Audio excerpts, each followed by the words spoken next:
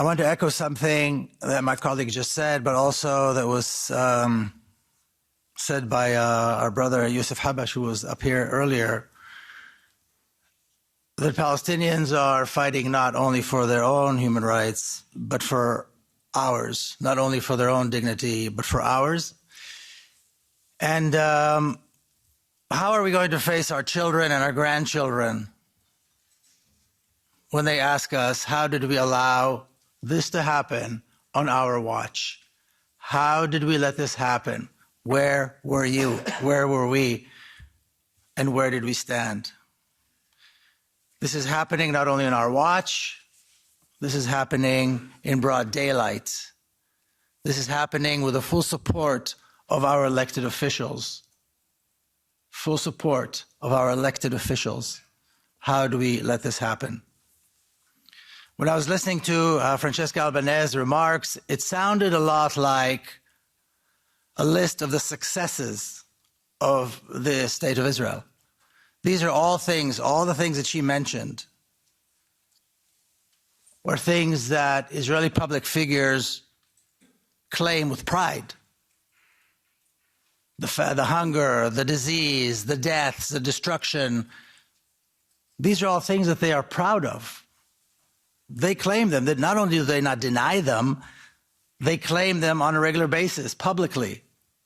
And they do this with pride. These are things that are being broadcast openly, and major Israeli figures, policymakers, government ministers are discussing very openly and in great detail the forced transfer of millions of Palestinians. And they discuss this as though, as a matter of fact, openly. I remember hearing as a child growing up about freedom fighters, the resistance, the partisans fighting fascism, fighting Nazis, fighting dictatorships, fighting against apartheid, the Algerian resistance. And I don't recall, and I may be wrong, but I don't recall ever anyone saying, yes, these were very brave, but we need to denounce them first. I don't ever recall anybody saying, we condemn the resistance fighters who fought the dictatorships and the Nazis and the fascists and apartheid and so on. I never heard that until it came to the Palestinians. That's the first time I've ever heard, and again, I may be wrong, but this is the first time I've ever heard that there's a need to condemn and say, yes, but of course they're suffering, but first we need to condemn. Are we out of our minds? Condemning the resistance of people who are being oppressed and killed, subjected to genocide for 75 years? Are we out of our minds? Are we out of our minds? Are we outside of our minds when we let this ridiculous narrative take hold and spread and then participate in it, nodding our heads like sheep? Oh, and by the way, yes, there is a genocide going on and it's terrible. But first we have to condemn the Palestinians who dare to stand up. Palestinians who have shown an ability to sacrifice and amounts of courage that, as far as I can remember, are unprecedented. Facing this horrific, horrific oppression.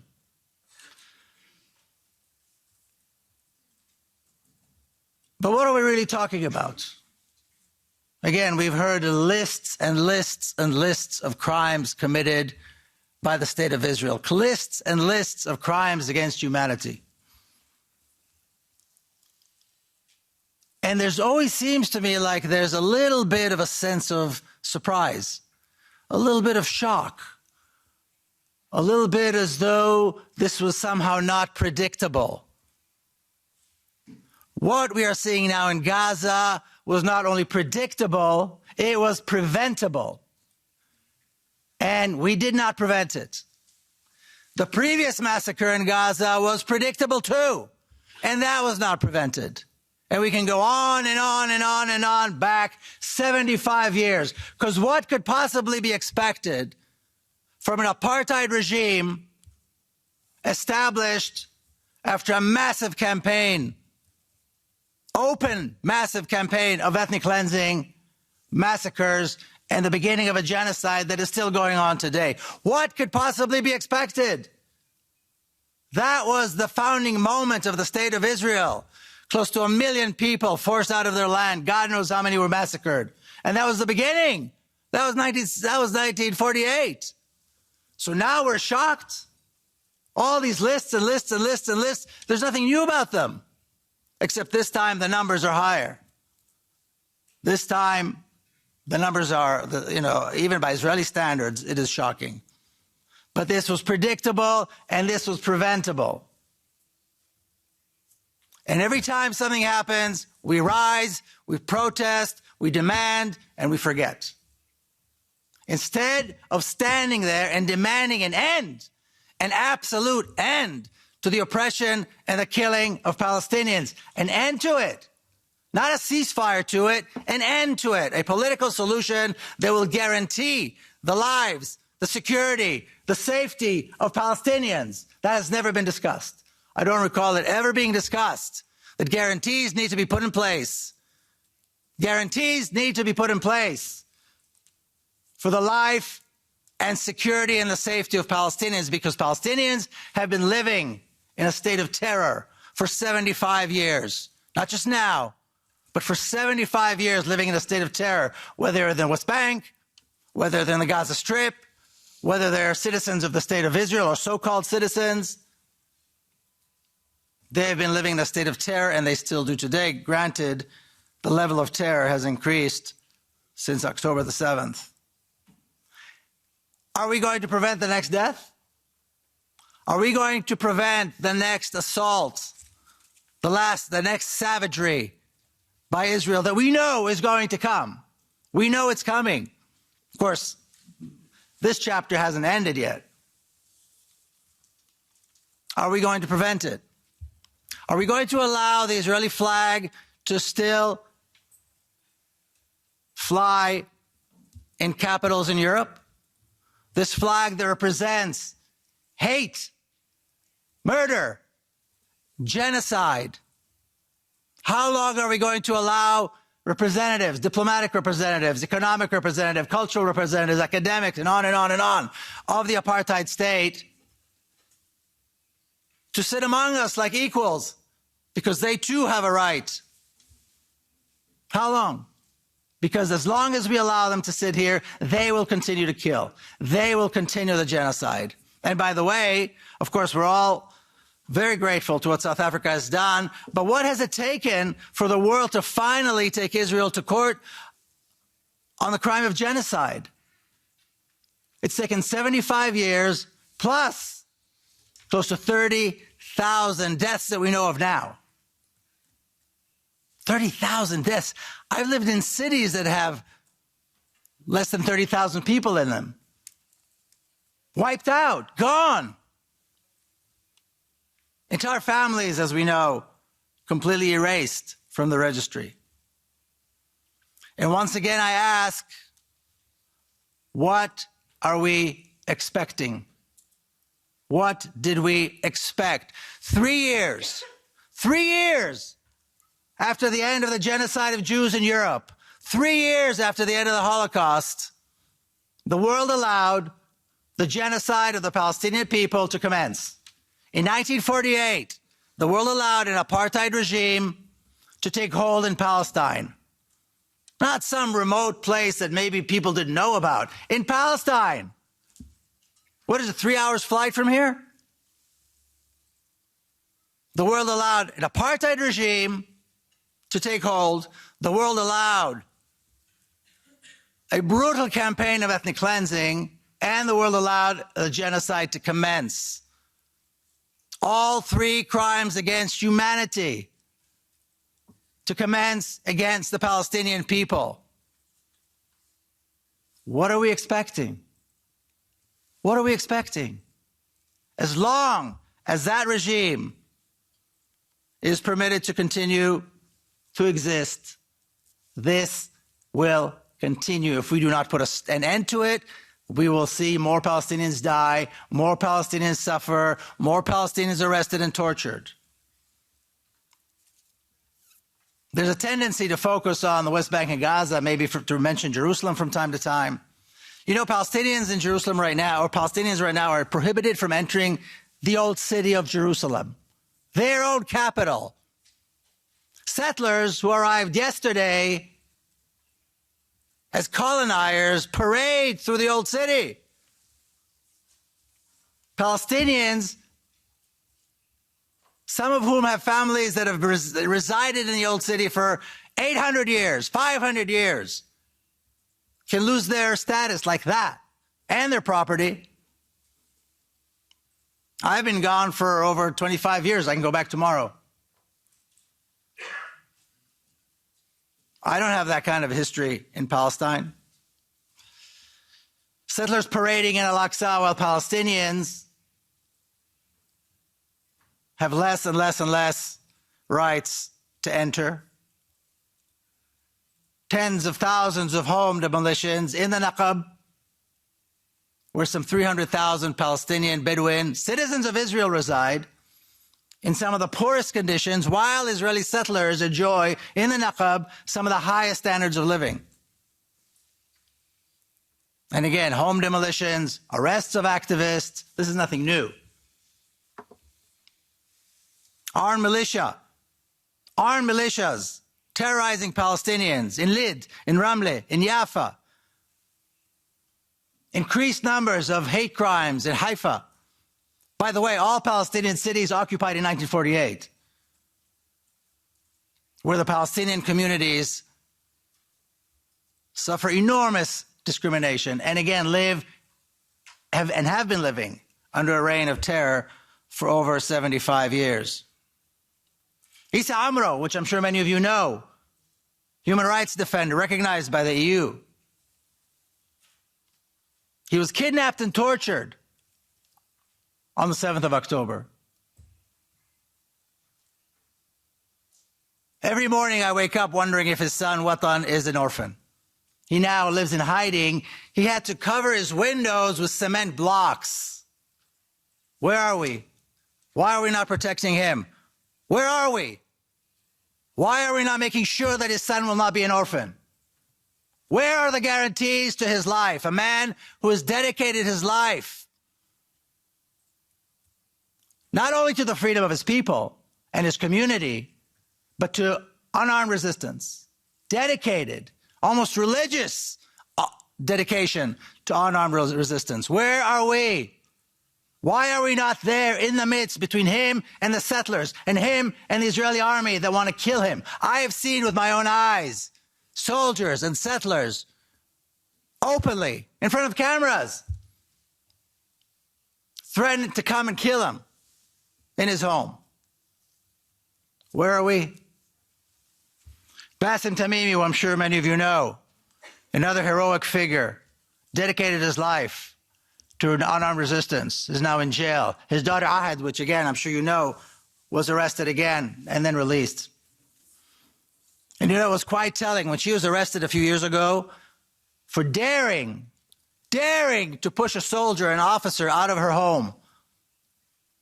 Daring a 17-year-old who for her whole life has seen the army kill her family members, invade her home, invade her privacy. She finally pushed a soldier away and was arrested. And of course, we all saw her as a hero. It wasn't her job. It was our job. It was our job to keep those soldiers out of her home, out of her village, not hers. It shouldn't be the job of a 17-year-old girl to do this. That was our responsibility, and we failed. So she had to be in jail and be tortured by the Israelis, by the people who murdered her family and terrorized her village. Of course, we made big posters of her and sweatshirts and T-shirts of her. We're solidarity with her. Where were we when it counted? The only reason those soldiers feel comfortable doing what they do is because they know we will never act. That's why they do it. Or if we act, our actions are limited. We do not go all the way when it comes to Palestinians. You may recall in the 2021 Tokyo Olympics, an Algerian athlete competed in judo, Fatou Benn. We all know how hard it is, how hard an athlete has to work to make it to the Olympics. When he was called up to compete against a member of the Israeli team, he put his career on the line and said no. He was kicked out of the Olympics and prohibited from competing in judo by the Judo Federation for 10 years, which is an entire career. Of course, he was received in Algeria as a hero, but that was not his responsibility. It was ours. He should not have to risk his career for standing up. We need to demand the Olympic Committee never allow Israel to participate because it is an apartheid state. And by the way, that was after Amnesty came out with the apartheid report. Let's say before the apartheid report, people could say, well, we didn't know. Amnesty's apartheid report was already out. There is no justification for allowing Israel to participate in the Olympics or any other arena, by the way, athletic or otherwise. It's our responsibility and we're failing every day. It's our responsibility and we are failing every day. What are we going to tell our children and our grandchildren? Why didn't we try harder? Why is there this gap, this glass ceiling between voices of the people that we see in the streets, granted only when there's a catastrophe, but they're on the streets, and the halls of power and the decision makers? Why is that message not getting through? And what do we need to do more to demand of our elected officials, because we all have elected officials, so they understand if they support Zionism, they lose their job? How dare they claim zero tolerance for Zionism, zero tolerance for racism, and then allow Israel to participate, and then support Israel and Zionism. Zero tolerance to racism means zero tolerance to Zionism. It is a racist ideology that produced an apartheid genocidal state.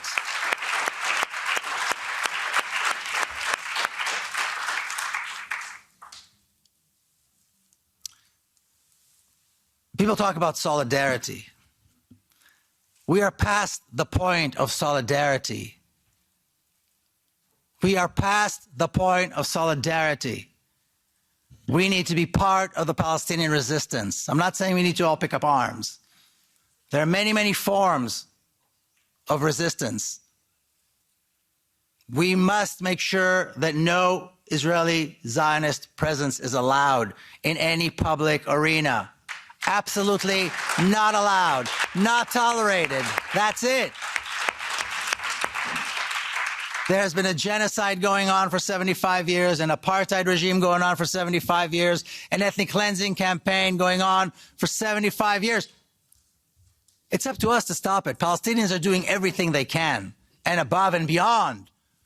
They've shown an ability, like I said, to sacrifice and to demonstrate courage that is above and beyond. It's our time. It's our job now. People like to fall back on this idea of a two-state solution. I don't want to be insensitive here to anyone, but two-state solution is something that people fall back on when they either don't want to tell the truth or they are not in possession of the information. And I'm saying that delicately. And I'm being very delicate here. The two-state solution is what people fall on when they either don't want to tell the truth or they are not in possession of all the information. Those are the only two types of people that talk about two states. There are two options for Palestine. A single state apartheid, which is what we have now, and we see where that's leading, or a free, democratic Palestine from the river to the sea. That's it. Where do we stand?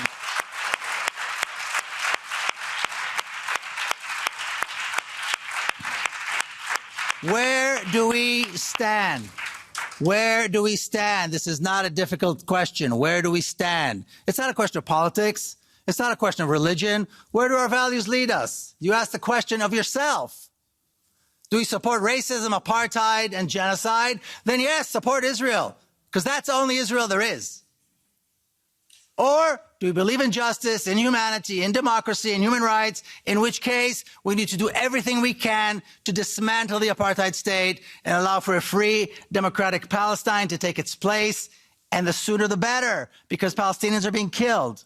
That's the only question we need to ask of ourselves, and then we need to demand this, not ask it, demand it of people in the halls of power, demand it of our elected officials. And if they choose to support Israel, they should lose their job. They will not get our vote. They should be shamed. Because supporting racism and violence, supporting apartheid and genocide is no longer acceptable. And they need to get it. And like I said, so far, they don't get it. You know, I'll say just a couple more things. My time's probably up soon. People always ask me these questions. Will Israelis agree? Who cares if Israelis agree? Nobody ever agrees. Fascists, racists, racist societies never agree. It's not up to them to agree. It's up to us to force them to agree. It's not about agreement. You know, I'm not one to promote the idea of military intervention, but why? Why is the U.S. Navy not blockading Israel? Why are they not supporting providing humanitarian in Gaza? Why are they not imposing a no-fly zone over Gaza? Why? There's no explanation. There's no reasonable explanation. Why is it that there is no demand for a no-fly zone over Gaza? Demand for immediate humanitarian aid, even if it means involving a military force. Enough is enough. Enough is enough. People also ask, what do Israelis think? Well, if you want to know what Israelis think, we have a 75-year history. They thought it was okay to do what was done in 1948. They thought it was okay to maintain this apartheid state and to maintain the ethnic cleansing and genocide for 75 years. They still think it's okay. Look at the makeup of the Israeli Knesset. Look at the makeup of the Israeli government. And look at Israelis, how they behave now. We know what Israelis think. It's not a mystery. It's not up to them. And we know even Haaretz newspaper, which many people think is this wonderful liberal publication, they had a cartoon the other day showing an UNRWA, somebody with a UN uniform riding a motorcycle, and behind him there was a Hamas fighter. And the caption was, well, the poor guy needed a ride to go to Be'eri, which is one of the kibbutzim that was taken. In other words, they are saying that UNRWA is complicit in the attacks. Haaretz is saying this in a cartoon. You know, what can we expect from the rest of the state of Israel? I want to invite everybody here to stop talking about Israel and the occupied territories. There is no Israel and the occupied territories. There's one occupied Palestine. It's been subjected to genocide. It's been subjected to ethnic cleansing. It's been subjected to an apartheid regime. It's up to us to stop it. It's up to us to stop it. And for no other reason, so that we can face our children and our grandchildren and our Palestinian brothers and sisters and say, honestly, we are doing everything we can, because at this point we're not. Thank you very much.